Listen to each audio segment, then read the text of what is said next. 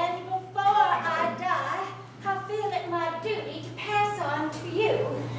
much wisdom as I have acquired. I've had a long life. I've had much time for thought. I think I may say that I understand the nature of life on this earth as well as any animal now living. It is about this that I wish to speak to you. Now, comrades, what is the nature of this life of ours? Well, let us face it, our lives are miserable, laborious, and short. We are born. We are given just so much food as will keep the breath in our bodies. Those of us who are capable of it are forced to work to the last atom of our strength, and the very instant that our usefulness has come to an end, we are slaughtered with hideous cruelty. No animal is free. The life of an animal is misery and slavery, and that is the plain truth. But is this simply part of the order of nature? Is this land of ours so poor that it cannot afford a decent life to those who dwell upon it? No, comrades, 1,000 times no. So why then do we continue in this miserable condition? Because nearly the whole of the produce of our labor is stolen from us by human beings. There lies the answer to all our problems. It can be summed up in a single word: man. Man is the only real enemy we have. You remove man from the scene, and the root cause of hunger and overwork would be abolished forever. Man is the only creature that consumes without producing. He does not give milk. No, he doesn't. He does not lay eggs. He's too weak to pull the plow. He cannot run fast enough to catch rats. No, he can't.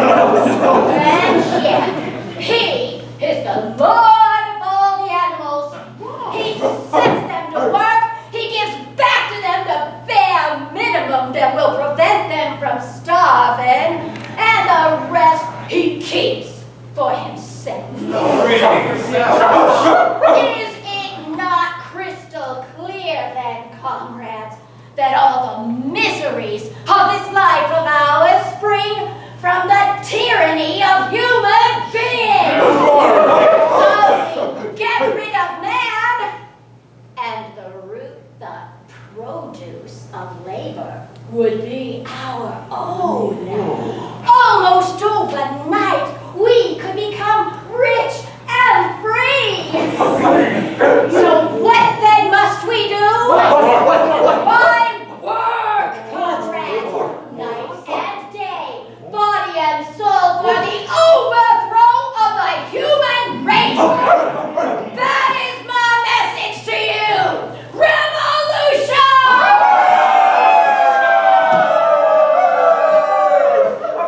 I do not know when the revolution will come. It might be in a week. It might be in 100 years. But I know that sooner or later, justice will be done. Fix your eyes on that, comrades, for the short remainder of your lives. And above all, pass on this message of mine to those who come after you, so that future generations may join in the struggle until it is victorious!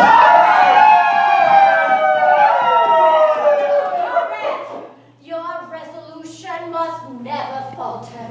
No argument must lead you astray. Never listen when they tell you that man and the animals have a common interest, that the prosperity of the one is the prosperity of the other. It is a lie! Man serves the interest of no creature except himself. And among us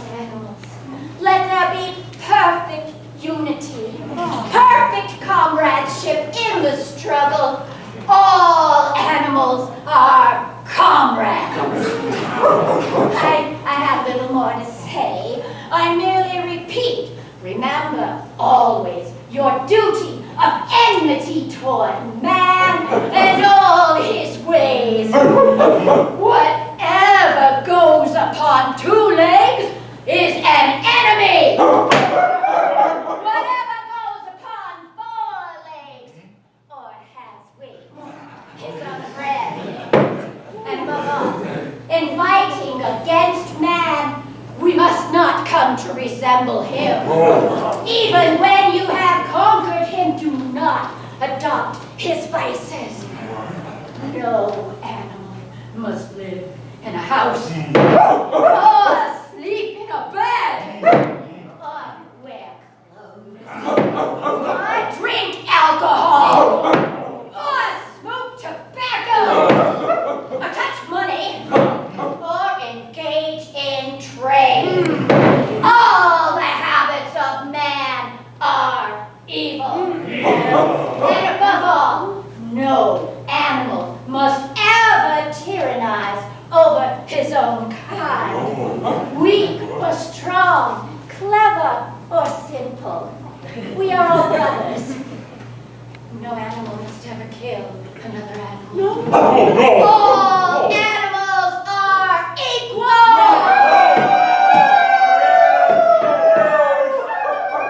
And now, comrades, I will tell you about my dream last night. I cannot describe that dream to you. It was a dream of the earth as it will be when man has vanished. But it reminded me of something I had long forgotten. Many years ago, my mother used to sing a song of which she knew only the tune and the first 3 words. I had known that tune in my infancy, but it had long since passed out of my mind. But last night, in my dream, it came back to me. And what is more, the words of the song also came back. Words, I am certain, were sung by animals of long ago and have been lost to memory for generations. I will sing you that song now, comrade. And when I have taught you the tune, you can sing it better for yourself. It is called Beasts of England, Beasts of England, Beasts of Ireland, Beasts of every land and clime. Hearken to my joyous tidings of golden future time. Soon our later day is coming. Tyrant man shall be overthrown. And the fruitful fields green shall be trod like beasts of Bright will shine the fields of England, purer shall its waters be. Sweeter yet shall blow its breezes on the day that sets us free. For that day we all must labor, though we die before it breaks. Cows and horses, geese and turkeys, all must toil for freedom's sake. Beasts of England, beasts of Ireland, beasts of every land and clime. Hearken well and spread my tidings of the golden future time. Beasts of England, beasts of Ireland, beasts of every land and clime. Hearken well and spread my tidings of the golden future time.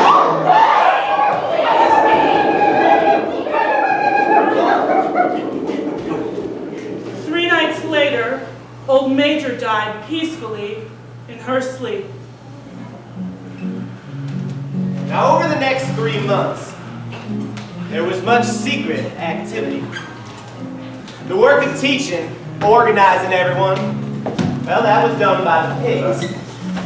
See, they were the cleverest of all the animals. The 3 most important pigs, well, there was Snowball, Napoleon, and Squealer. Now, they began to develop a system of thought based on what old Major had said. And they called it Animalism. And then there was Moses, the tame raven. Now he was Mr. Jones's special. Rejoice in the Lord always, and again I say rejoice. The spirit of revival has come to our beautiful farm. The spirit of revival is here. Get around, brothers and sisters. We're all going to go to Sugar Candy Mountain. Up there, friends, up there. Just on the other side of that dark cloud, there lies Sugar Candy Mountain. That's the country where we poor animals shall forever rest from all of our labors. Now, after we die, I say after we die, we're going to live in that land. Where it's Sunday, 7 days a week. Where clover is in season fall. Where sugar lumps and linseed cakes just grow right on the hand.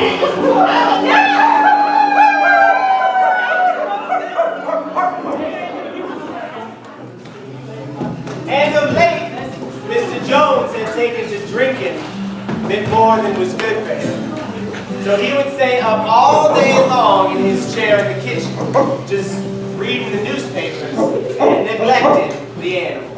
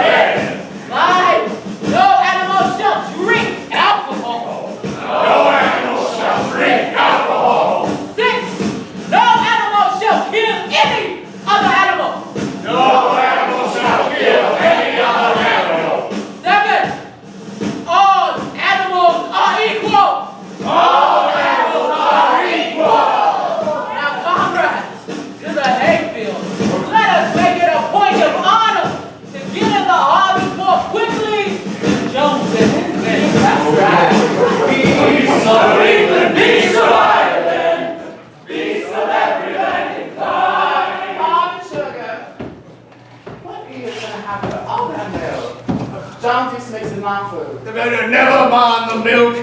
Comrades, the harvest is the most important thing. The milk will be attended to. Now, Comrade Block, so you lead the way. I will follow in a few minutes. Forward, comrades! Forward, that day we are the slaver.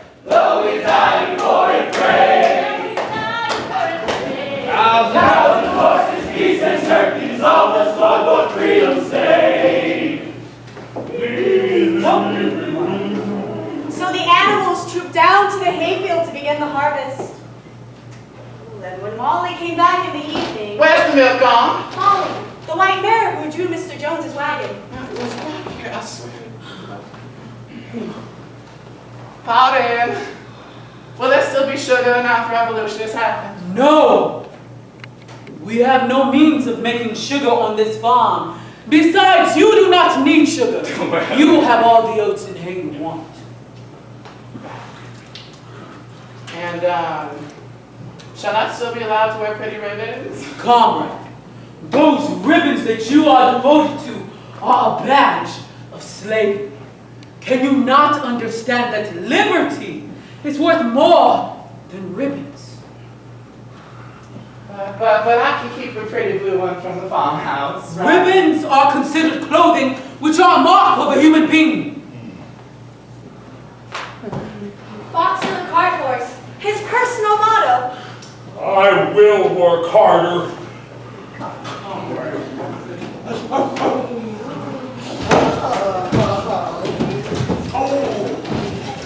What's gonna happen to all the milk? And what's gonna happen to those apples from the orchard that you set up with your youth hungry? Squealer!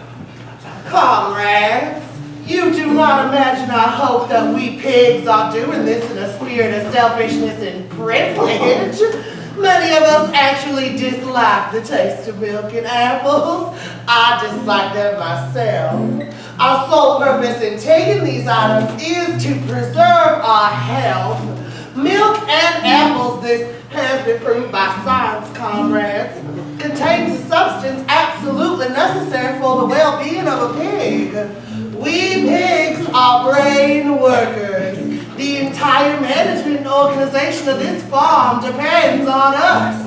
Day and night we are watching over your welfare. It is for your sake that we drink the milk and eat the apples.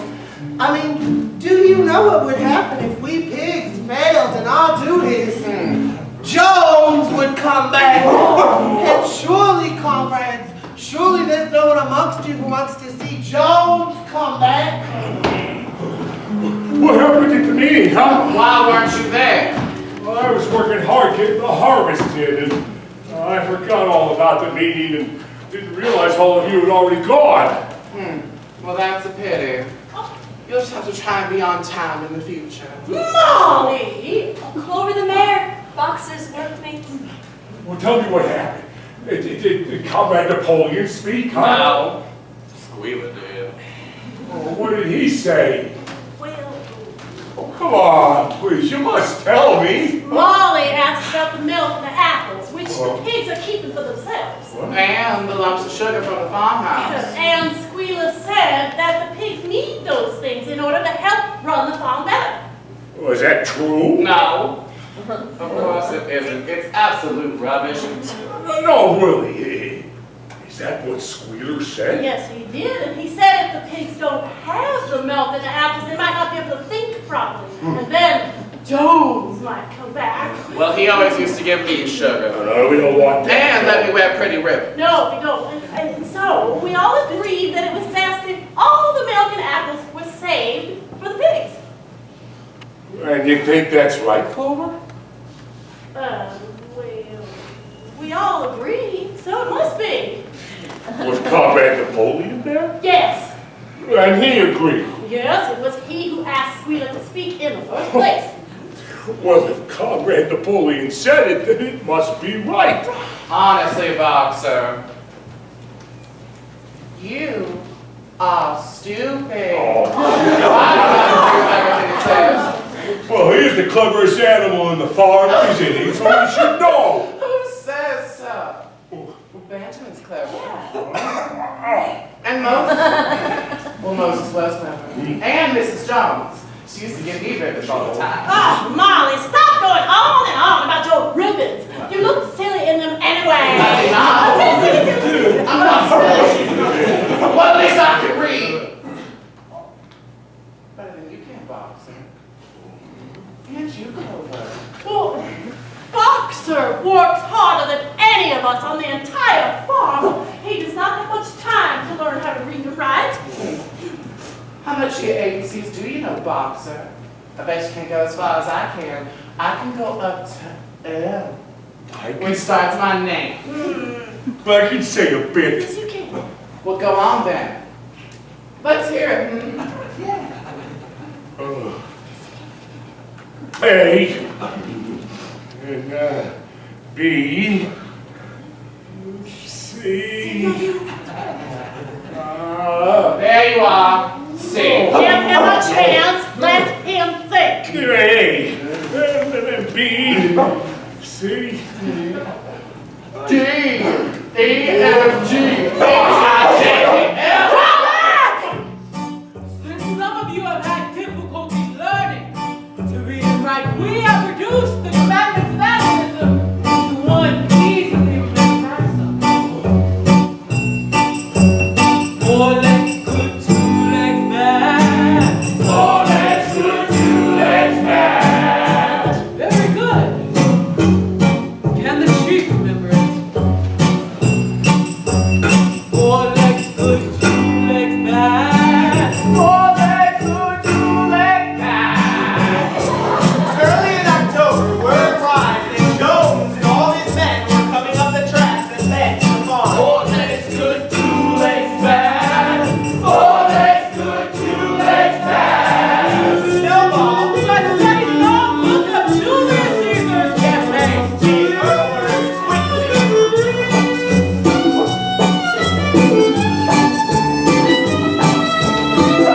these were the words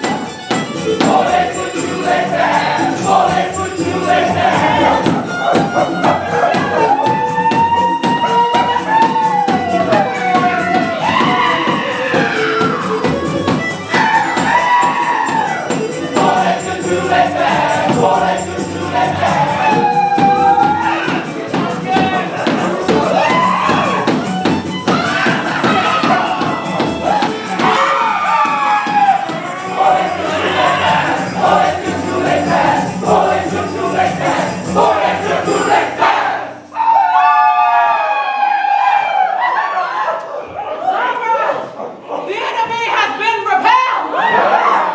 We have won a great victory, but let us not forget, comrades, on this joyful occasion, that all animals must be ready to die for Animal Farm if need be. It has been decided, comrades, to create a military decoration, Animal Hero First Class, which we bestow on Snowball and Boxer for their valiant effort at the Battle of the Cowshed.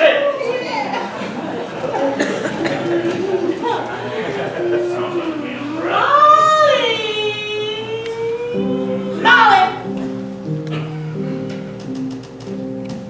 I have something very serious to say to you.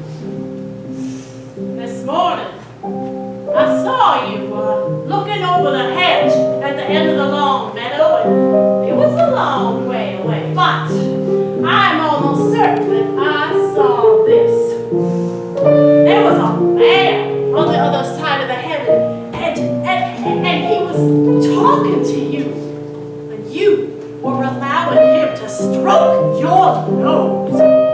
What does this mean, Molly? Well, he didn't. It wasn't what it didn't happen. Molly, you look me in the face. You give me your word of honor that you will not let that man stroke your nose.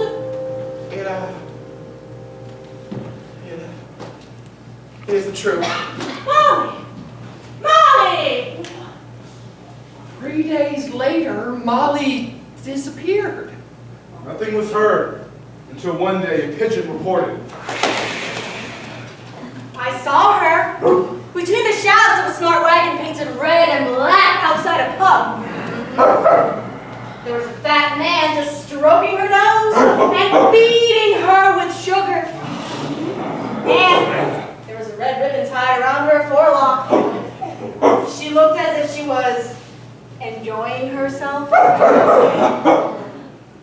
And none of the animals ever mentioned Molly again. That's all very well and good, Comrade Snowball, but I still maintain that sowing a bigger acreage of oats will suit us better through the winter, and the soil on the hillside is more suitable for root vegetables. Another meeting, another argument between Napoleon and Snowball. But Comrade Napoleon, you haven't heard the most important part of my plan. Ah, yes, what's that? The building of a windmill. What? A machine operated by the wind to generate electricity and make life easier for all of us. The small hill in the long pastures, the highest one in the farm, right? After surveying the ground, I have decided it is the best place to build a windmill, which could be made to operate a dynamo and supply the farm with electrical power. It could also light our stalls and keep them warm in winter. Could also run a circular saw, a shaft cutter, a mango slicer, and an electrical milking machine. No! The farm is old-fashioned. We only have primitive machinery.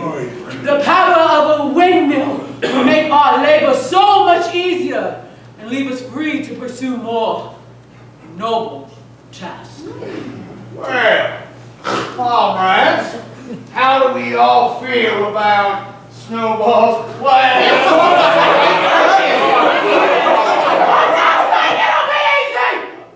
We shall have to quarry stone and build walls, make the sails, find dynamos and cables, but I calculate that in 1 year, the whole thing could be finished, and after that, so much labor will be saved. We will only need to work 3 days a week. Think of that, comrade! And I say that time would be better spent increasing food production. That is the most important thing at the moment. If we waste time building a windmill, we'll all starve to death. Vote for Snowball and the 3-day week! Vote for Napoleon and the full maid.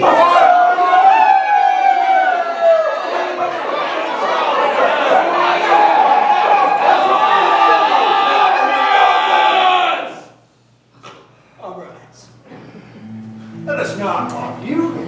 Let us instead have a vote on the matter and abide by the decision of the majority. Now, I'll say that this windmill business is a piece of nonsense, and I advise you all to vote against it. Let us rid ourselves of the chains of sordid labor. Electricity can do that for us. Just picture our lives when the wonders of science have freed us from our daily toil. The windmill will operate threshing machines, plows, rollers, reapers, and binders. Besides supplying every stall with light, hot and cold water, and a heater. Let us move forward, comrades, to an age of true freedom. Let us forge the future of Animal Farm in the white heat of technology!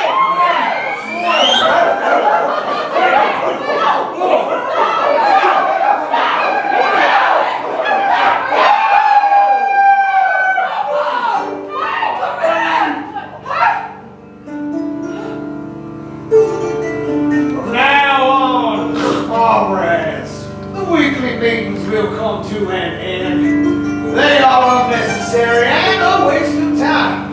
In future, any questions relating to the working of the farm will be settled by a special committee of pigs presided over by myself. Now, these meetings will be held in private, but you all will assemble once a week to receive your orders. But there will be no more debates. Nicholas, you young porker, come with me.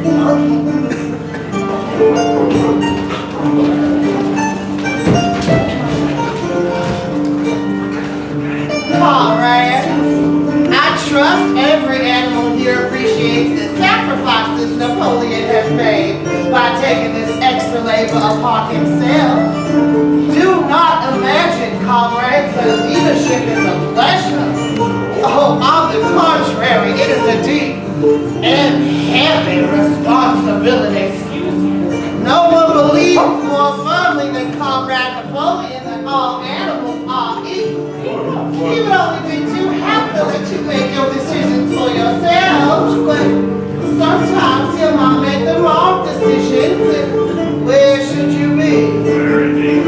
Suppose you had decided to follow Snowball and her moonshine windmills. Snowball, which we now know was no more better than a criminal. She fought bravely at the Battle of the Cowship. Bravery is not enough. Loyalty and obedience are more important. And as to the Battle of the Cowship, I'm sure the time will come when we realize how partly was much exaggerated. Discipline, comrades, iron discipline. That is the watchword for today. One false step and our enemies will be upon us. And truly, comrades, there is no one amongst you who wants to see Jones come back. Very well then. Let Comrade Napoleon's dedication be a shining example to us all. Was it not he, after all, who had said, all the habits of man are evil, and above all, no animal must ever tyrannize over his own kind? Well, if holding these meetings means that Jones is going to come back, then we mustn't hold any more meetings. I mean, Comrade Napoleon said it, so it must be right. Oh, he does, comrades, he does. And one other thing, comrades. Napoleon has decided to go along with the plans to build the windmill. Now, we'll need a very special effort from all of you, seeing as we'll have to continue on managing the farm while the windmill is being constructed. It might even be necessary to reduce your ration. I can understand your surprise, but the plain truth is, Napoleon was never against the building of the windmill in the first place. In fact, it was his idea in the very beginning, and that traitor Snowball stole it only to look clever in your eyes. Well, why then did Comrade Napoleon speak so strongly against the windmill in the meeting? Exactly.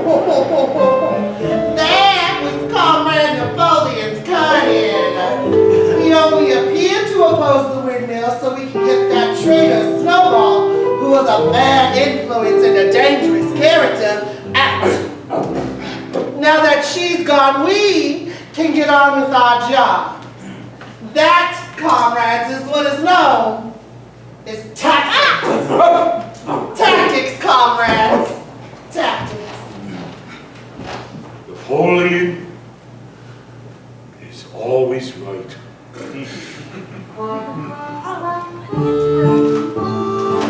All animals will work a 60-hour week, and in winter there will be work on Sunday afternoons as well. This work will be strictly voluntary, of course, but any animal not reporting for work will have his rations cut by half. In addition, comrades, Animal Farm will begin engaging in trade with the neighboring farm. Not, of course, for any commercial purpose, but only to obtain essential materials such as paraffin oil, string, nails, and iron for the horses' shoes.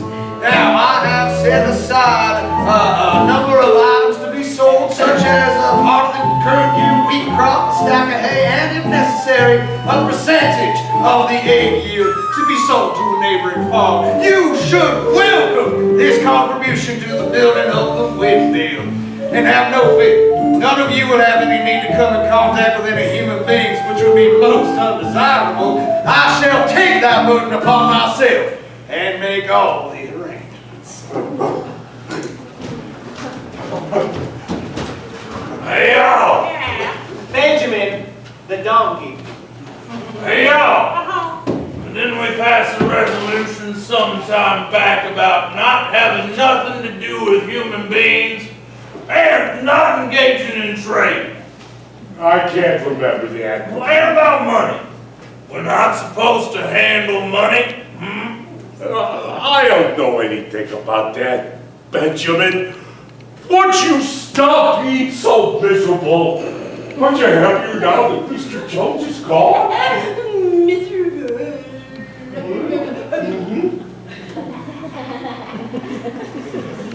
best. I suppose you're right. Penny for them, Comrade Boxer. Well, Culver and I were just having a discussion on Comrade Napoleon's speech on trade. Oh, and what conclusions have you come to? Well, and he's right, of course. It's just old Benjamin. Well, you know what he's like.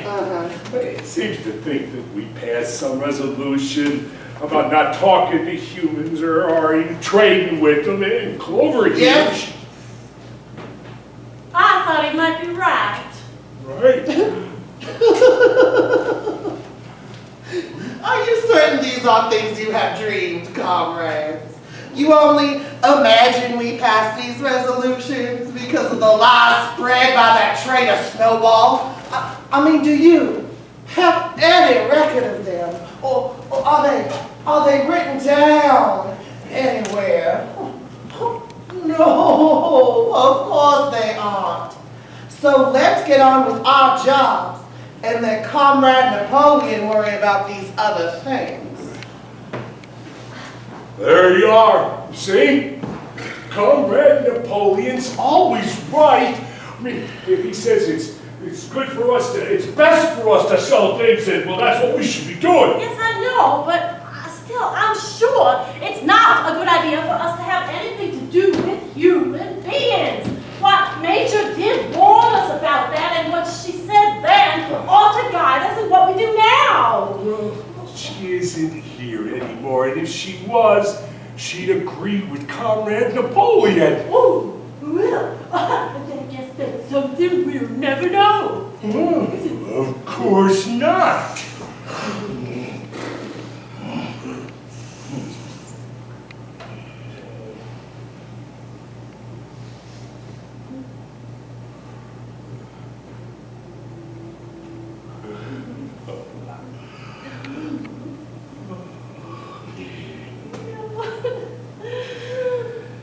Benjamin does have such a good memory. Oh, don't get started on him again. Oh, have you ever seen a dead donkey?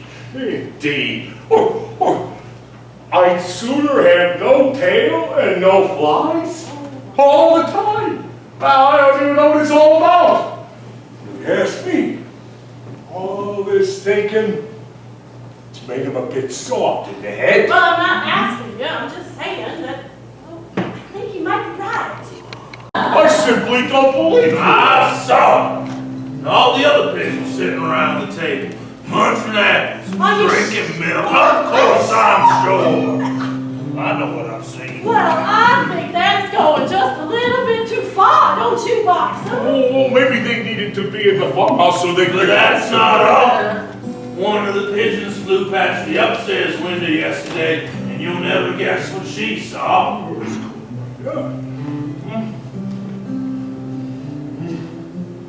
Well, go on. Tell them what you saw. Oh, well. In the big room where Mr. and Mrs. Jones used to sleep in the big bed, Napoleon was stretched out on the bed fast asleep and snoring very loudly. There, you see?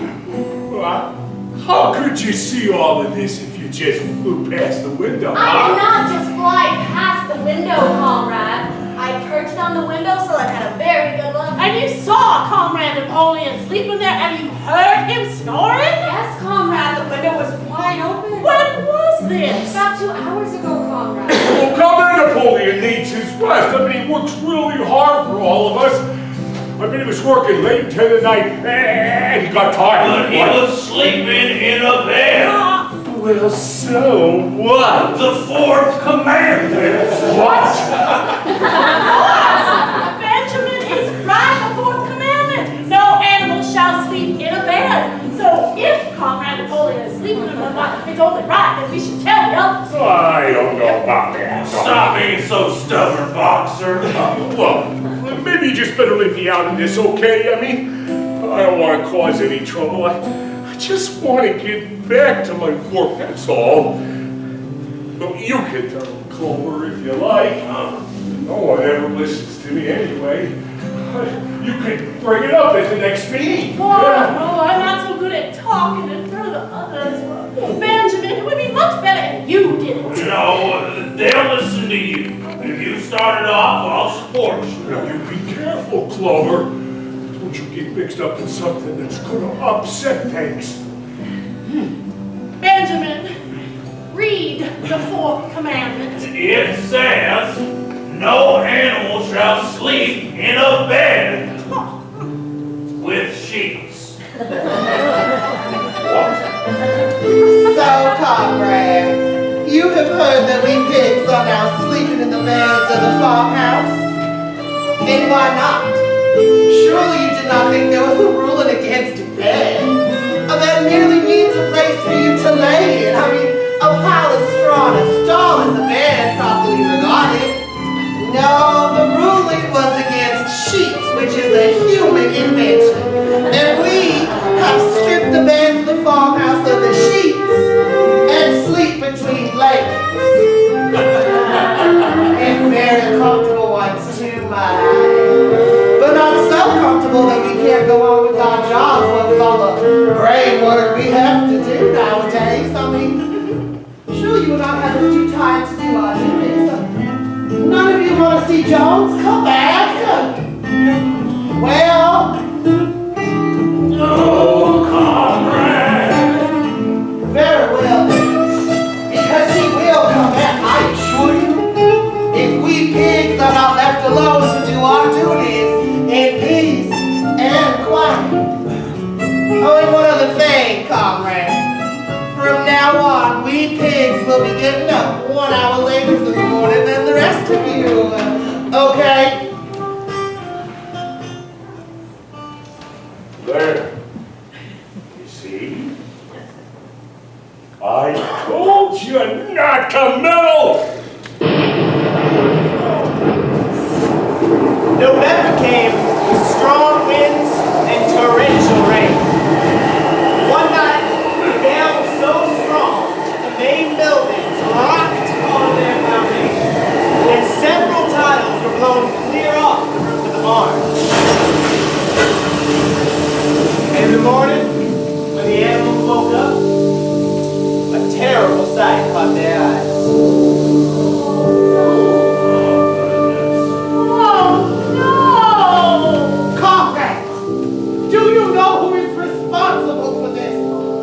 Do you know the enemy that has come into the night and overthrown our windmill? Mr. Storm. Snowball! Snowball has done this thing to set back our plans and avenge herself for her ignominious expulsion. This traitor has crept under the cover of night and destroyed our work of nearly a year. Comrades, here and now I pronounce the death sentence upon Snowball. Animal hero second class to whoever brings her to justice. No more delays, comrades. There is work to be done. This very morning we begin rebuilding the windmill, and we will build all winter long, rain or shine. You see, we must teach this miserable traitor she cannot undo our work so easily. And remember, comrades, there must be no adjustment to our plans. They must be carried out to the day. Forward, comrades. Long live the windmill. Long live Animal Farm. Long live Animal Farm.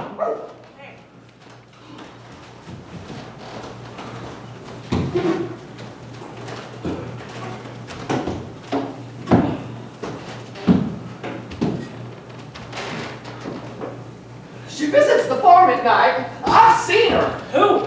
Snowball, of course. She must have taken all that corn which went missing 2 days ago.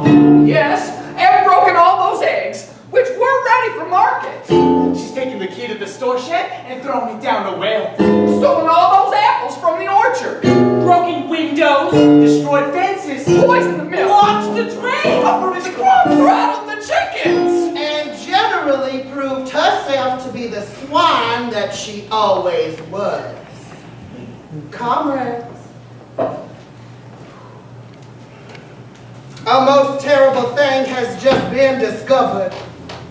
Snowball was in league with Jones from the very start. She was Jones's secret agent in the very beginning. We have only just discovered it in these secret documents that she left behind her in the farmhouse. To my mind, this explains a great deal, comrades. Do you not remember how she attempted, fortunately without success, to have us defeated and destroyed at the Battle of the Cowshed? I don't believe it. Snowball fought bravely at the Battle of the Cowshed. I saw it myself. I mean, didn't we not give her animal hero first class immediately afterwards? That was our mistake, comrade. For now we know, it is all written down that in reality she was trying to lure us to our doom. She was wounded. We all saw her running with blood. That was all part of the arrangement. I could show it to you in her own writing, Right. if you were able to read it. But you can't. So I won't. We would have been defeated if it had not been for our heroic leader, Comrade Napoleon. Do you not remember how, just at the moment Jones and his men entered the yard, that Snowball fled and many animals followed after her? Do you also not remember how, just at the moment panic was starting to spread and all hope seemed lost, that our heroic leader, Comrade Napoleon, sprang forward with a cry of death to humanity and sunk his teeth into Jones's leg? I mean, surely you remember this, comrades. I did not believe that Snowball was a traitor in the beginning. Now, what she's done afterwards is different. But I believe that at the Battle of the Cowshed, she was a good comrade. Comrade Napoleon has stated categorically, comrade, that Snowball was in league with Jones from the very start, yes, and long before the revolution was ever thought of. Well, that's different. Napoleon said that must be right. That is the true spirit, comrade. I warn every animal on this farm to keep their eyes very wide open, for we have reason to think that some of Snowball's agents are lurking among us this very moment.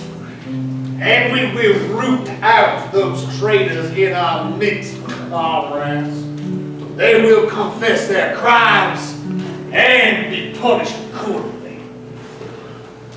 Have you anything to confess? We've been in touch with Snowball ever since her expulsion. We collaborated with her to destroy the windmill. We're helping her hand over Animal Farm to a neighboring farm. And Snowball admitted to us that she had been Jones's secret agent for 4 years. No!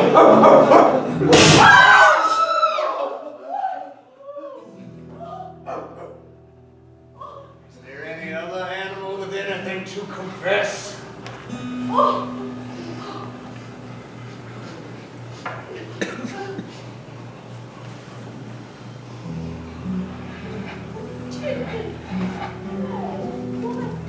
Snowball persuaded us to steal corn and hand it over to her.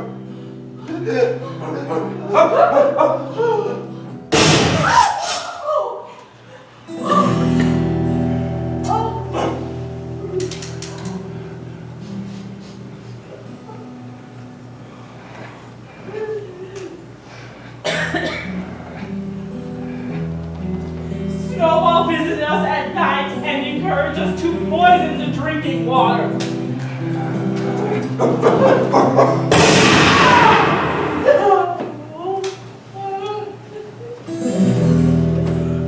Anyone else?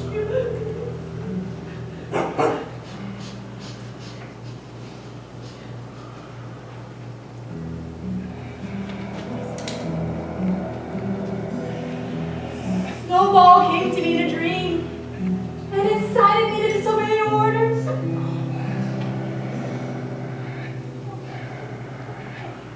Wait, no.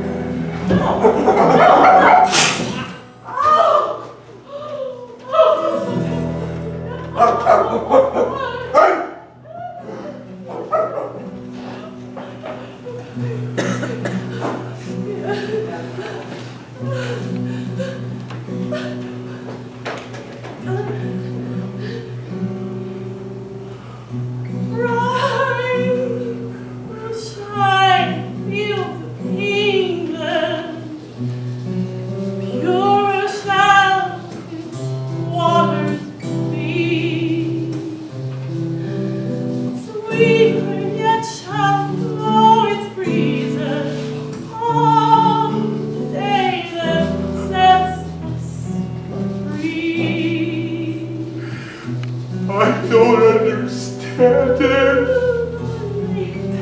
I would never believe such a thing could have happened on our farm. Shall be yours. Must be due to some fault in ourselves.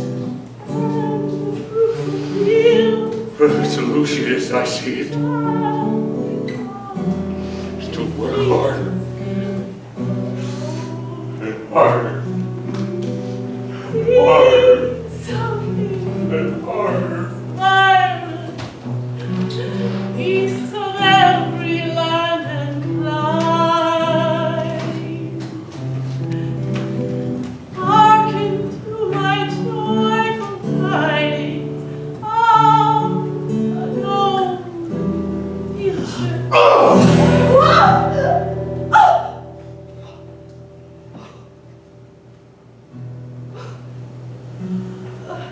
By special decree of Comrade Napoleon, Beasts of England has been abolished. It is now forbidden to sing it. But why? It is no longer needed, comrade. Beasts of England was the song of the Revolution. But the revolution is now complete. The execution of the traitors was the final act. The traitors, both external and internal, have been defeated. In Beasts of England, we expressed a longing for a better society in days to come. But that society has already been established. Clearly, this song no longer has any purpose. In its place, Nious the poet has written a song which begins. Animal farm, animal farm. Never through me shalt thou come to harm.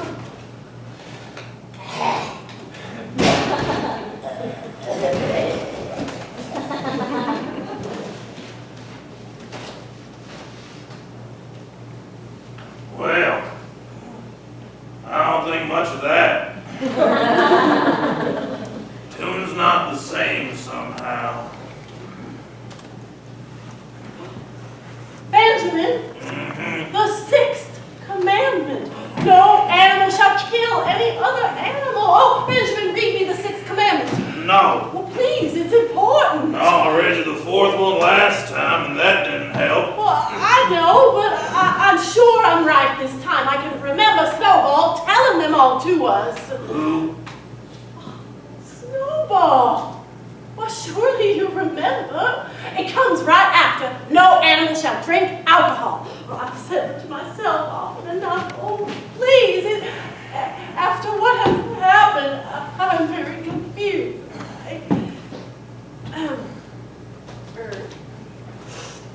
Comrade Napoleon is always right, of course. I thought we were all working together, and I don't understand. No animal shall kill any other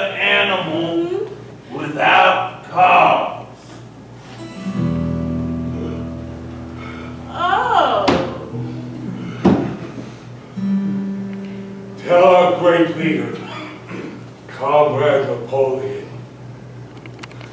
that the windmill is completed.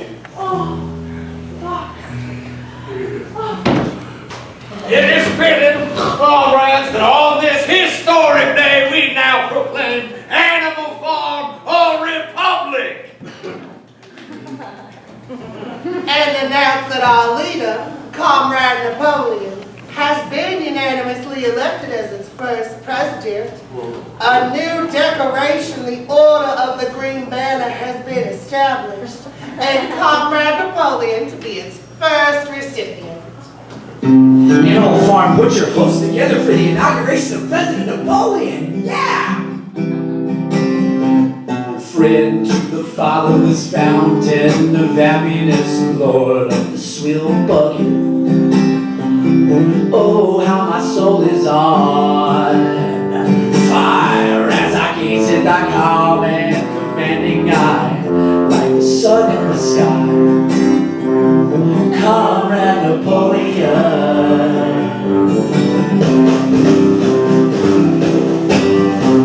He is the giver of all that I creature love, for belly twice a day, clean straw to roll upon. Every beast, great or small, sleeps at peace in the stall. Thou watchest over all. Everybody, Comrade Napoleon.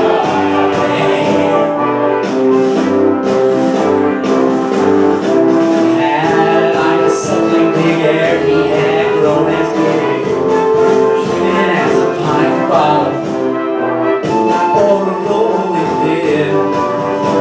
He should have learned to be faithful and true to thee, as his first week should be. Comrade Napoleon, Comrade Napoleon, Comrade Napoleon.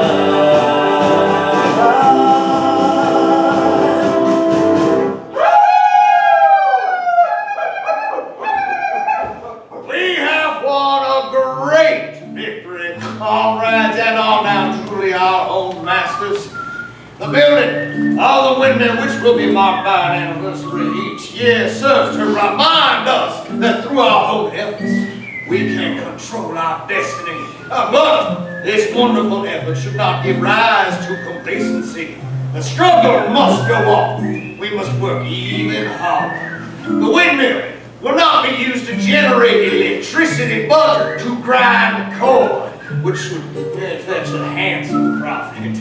We shall build another windmill, comrades, and when that one is finished, we shall install the dynamos. But the changes that the traitor Snowball, who, as we all know now, was Jones's agent before the revolution, and fought on Jones's side at the Battle of Cowshed. The changes that she talked about, namely electric light and heat, will not take place because they run contrary to the spirit of animalism. The truest happiness lies in working hard and living frugally. Now, each animal will receive a special gift of a slice of apple in recognition of his efforts.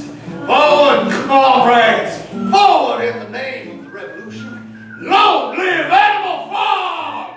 Long live Animal Farm!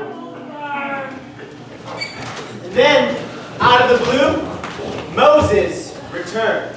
Rejoice in the Lord always, and again I say rejoice.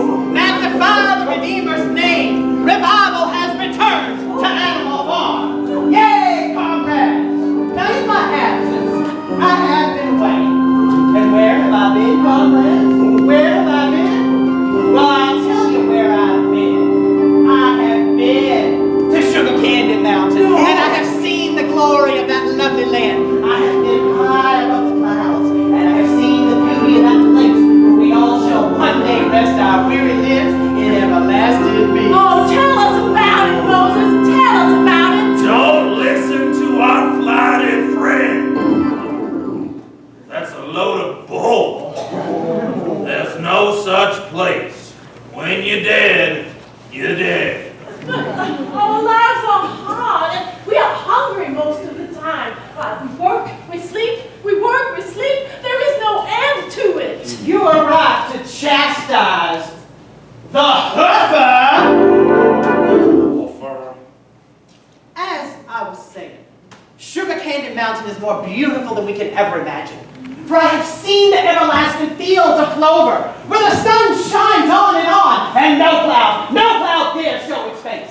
And I have seen the linseed cakes just growing over the hedges. And yes, I tell you this, I have seen the lumps of sugar just hanging in bunches from the trees. And we're all brothers and sisters. We're all together. We're gonna live on Sugar Candy Mountain. So come on, put your hands together, sing your hearts out. Let's hear it. Know that we're gonna go. Sugar Candy Mountain.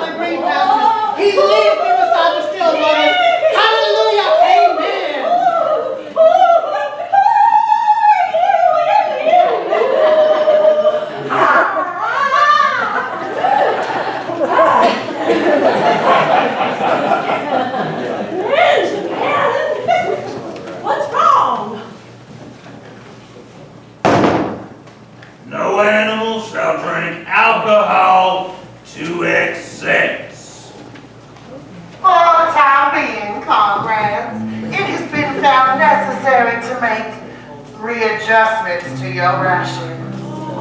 From today, all animals besides pigs will receive 2 pounds less corn a day and no carrots on Sundays. This is being done in an effort to rationalize our current portions. Remember, comrades, that an all too rigid equality in portions would be contrary to the beliefs of animalism. And remember, in times before the revolution, we are making enormous improvements. Working hours have been reduced by 30%. Our drinking water is of better quality. 45% more young ones survive infancy rates. The average life of an animal has increased by 25%. Ooh. Animal literacy has increased by 630%. Incidences of foot and mouth disease, foul pest, and mange have been reduced by 85%, and glanders almost completely eradicated. Production of milk is up by 35.5%. Of eggs, 46.25%, and of wool, 83.85%. Boxer, what is it? Comrade Boxer, I can't tell you how distressed I am to see you in this condition. I've already informed Comrade Napoleon, and he expressed to me to tell you his deepest condolences and his best wishes on a speedy recovery. You have always been one of the hardest workers on this farm, and at this very moment, Comrade Napoleon is making plans to take you to a hospital nearby. The vet there can treat you far better than we can. To a hospital? Why, no animal has ever left the farm before. Except Snowball. We'll take care of him. Nonsense, comrades, nonsense. I mean, I can't understand your concern, but the plain truth is we don't have the facilities here to provide Boxer if he is to make a speedy recovery. The van will be here shortly to take him away. If Boxer rests for a couple of days, I know he'll be strong again. There is no argument!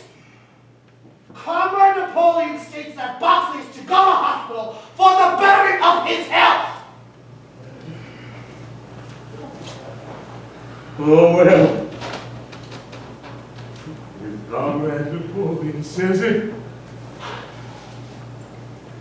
it must be right.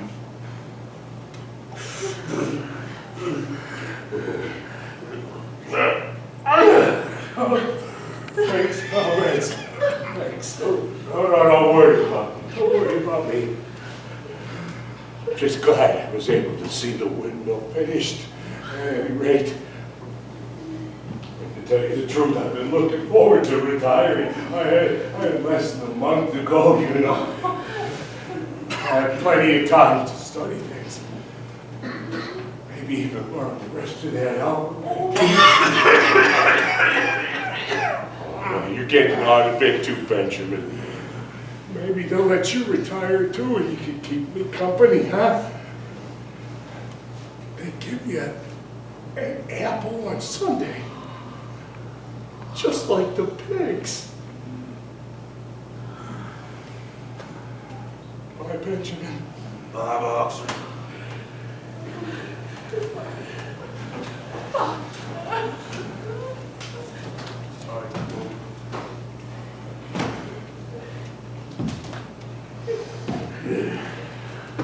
I love you.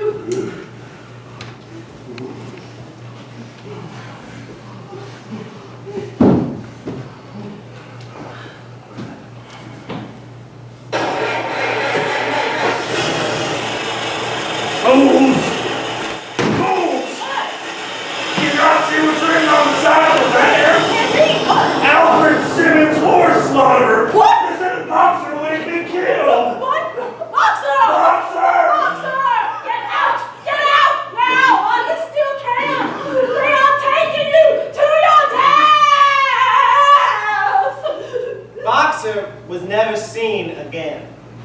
And 3 days later, Comrades, despite receiving every attention a horse could have, Boxer has died in the hospital. I was there with him during his final moments. And let me tell you, it was one of the most affecting sights I have ever seen. In the end, almost too weak to speak, he whispered to me that his sole sorrow was to have passed on, while there was still so much work to be done. Forward, comrades, he whispered. Forward in the name of the revolution. Long live Comrade Napoleon. Napoleon is always right. Those were his last words. Ideas which every animal would do well to adopt as his own. Let the spirit of Boxer be a shining example to us all in the difficult times that lie ahead. He was truly a son of the revolution, and it is all the more shameful, therefore, that his passing should be marked by the spreading of rumors that he was being taken away to the slaughterhouse. Now, some of you read horse starter on the side of the van and jumped to the conclusion that Boxer was being taken away to be killed. It is almost unbelievable that any animal could be so stupid. Surely you know me better than that. The explanation is really very simple. In fact, the van previously belonged to the slaughterer who sold it to the vet. Comrade Boxer died receiving the best care and attention that money could provide. I myself gave the order that no expense was to be spared. Unfortunately, it has not been possible to return our lamented comrade's remains for interment on the farm, but I have ordered a large wreath to be made of laurels and sent down and placed on Boxer's grave. Let us cherish his memory, comrades, in our daily lives and pledge ourselves to work hard for the prosperity of animal And I say, fear not, comrades, for I know that even now dear comrade Boxer is just a drop in the grass up on Sugar Candy Mountain, and he is resting his weary limbs on those beautiful sunlit pastures. Is he really up there now, Moses? Is he really up there? Oh yes indeed he is, Sister Clover, and we should all rejoice for him. And remember that we're going to join him there after we die. I say, after we die, we're going to join him up on Sugar Candy.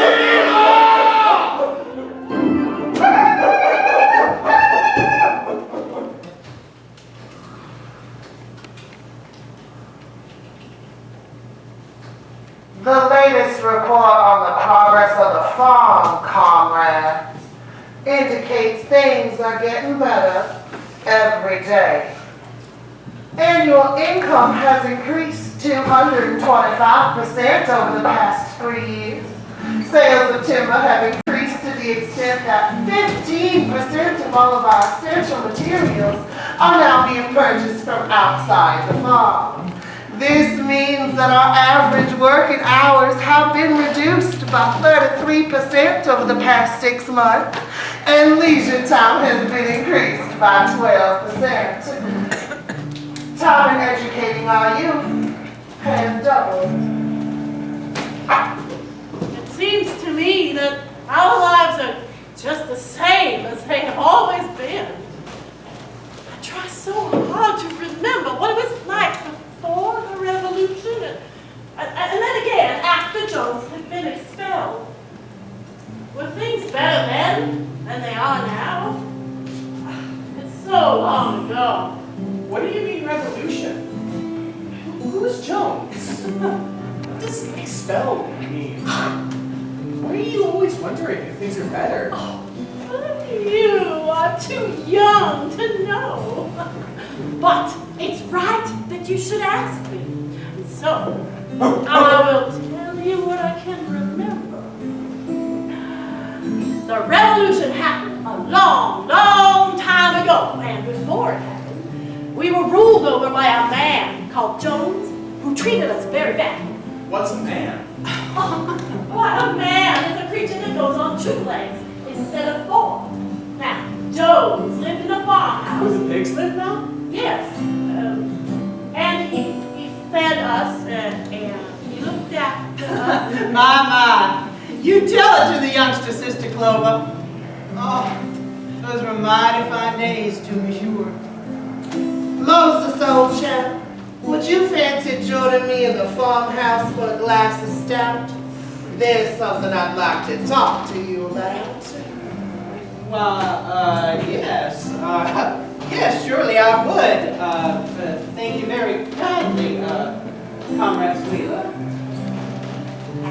So, there came at last that incredible day when Jones was expelled from the farmhouse and we began to rule our own lives. Was it exciting? Oh, yes. Very exciting. Why, I still remember the thrill when we realized that we were in charge. When we achieved perfect unity. Did things get better? Why, of course they did. Oh, we were free. We had more, I remember everything about my life, and I know things are never much better or much worse. Let's face it, hunger, hardship, and disappointment are our lot. Well, but we mustn't give up hope. It is, after all, an honor and a privilege to be members of Animal Farm, still the only farm in the entire country owned and operated by animals. By that golden future that nature did promise, which we used to think about, is still coming. Oh, it's coming. It may not happen in our lifetimes, but it will come. We work for ourselves, we provide for ourselves, and we bow to no man. All animals are equal. 4 legs good, 2 legs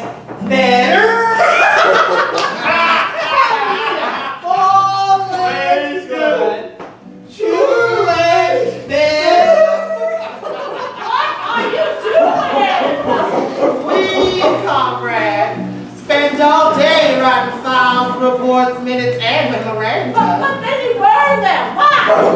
They are of the highest importance to this farm. But what are they for? What?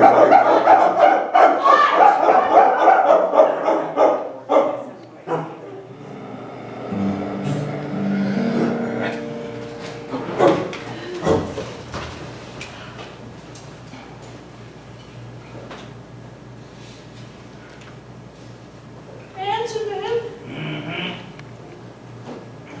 the 7 commandments, they're the same as they used to be.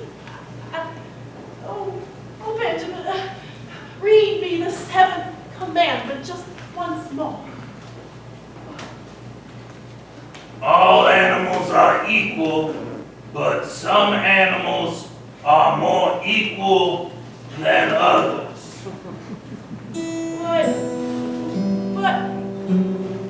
What does that mean? All animals are equal. So how can some animals be more equal than others? All that talk, all the papers and that writing, it makes everything so complicated. Too complicated for me to understand.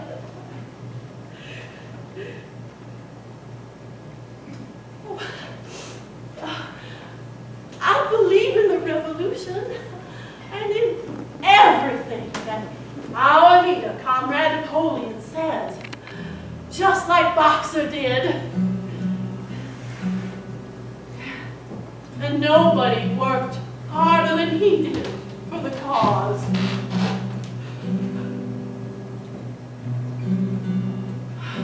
I still remember that glorious day when we first got rid of Jones.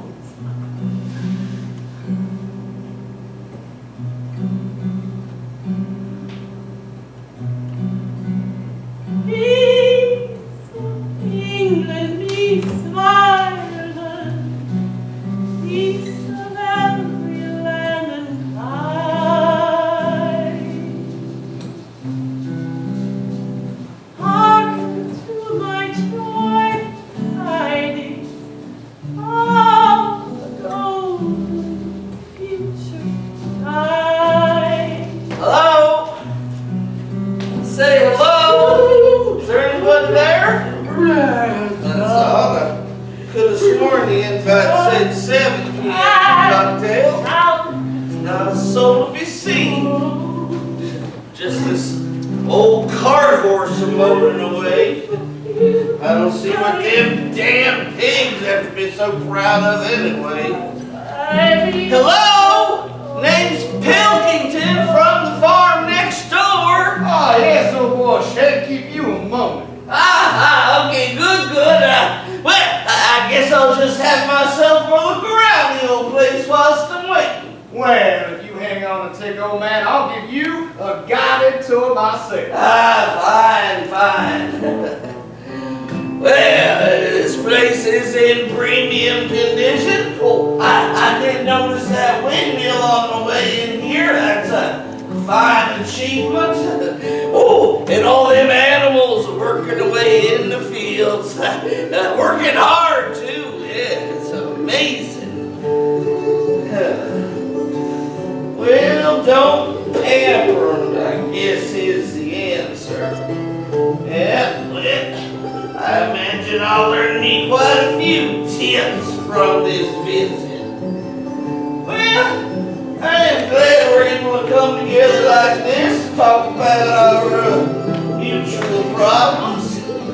It's a great source of satisfaction to me in this long period of mistrust. Well, misunderstanding has now come to an end.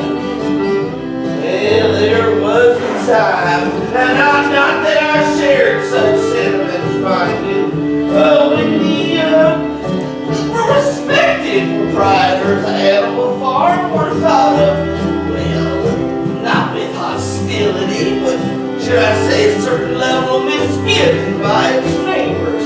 Well,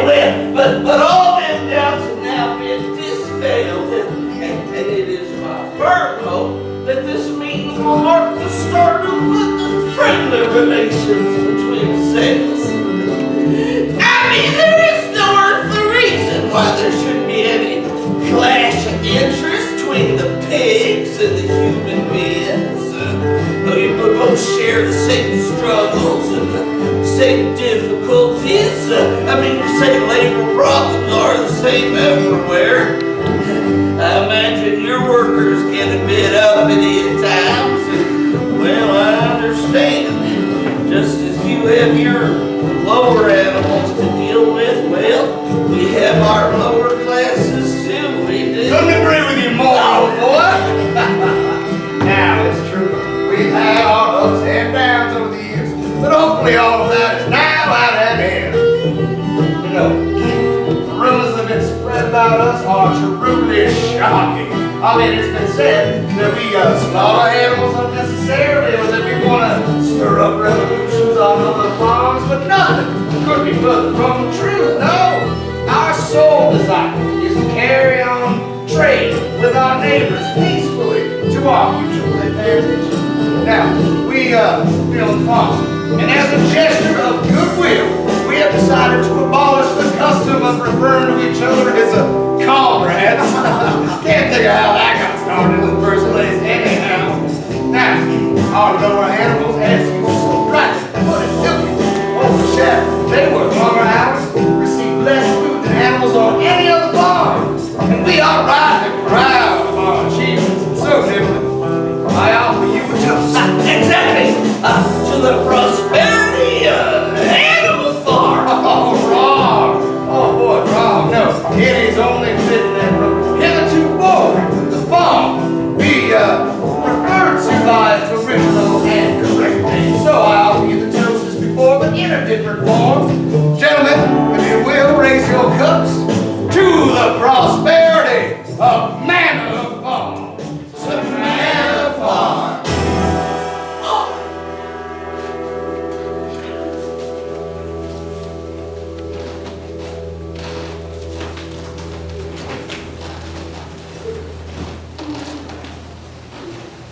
Mm-hmm.